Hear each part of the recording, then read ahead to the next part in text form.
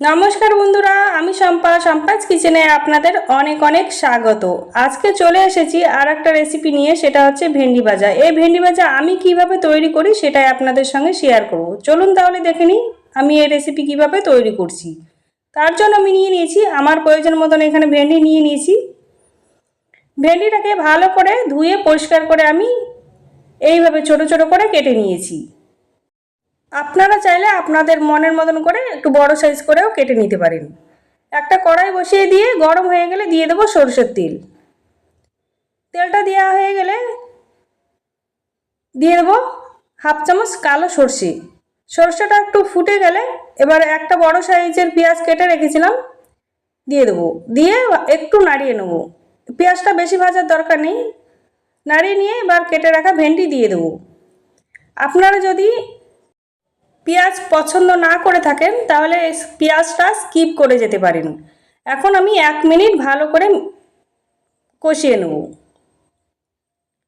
কষিয়ে নিয়েছি।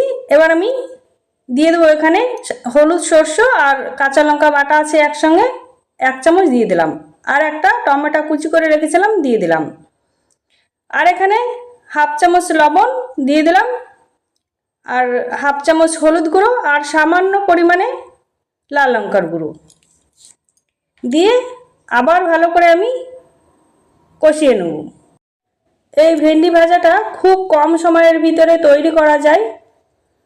আমি কষিয়ে নিয়েছি। আমার এখানে ভালো করে কষানো হয়ে গিয়েছে। এবার আমি ঢাকা চাপা দিয়ে রান্না করে নেব 5 মিনিটের জন্য। 5 মিনিট পর ফিরে এলাম ঢাকাটা খুলে।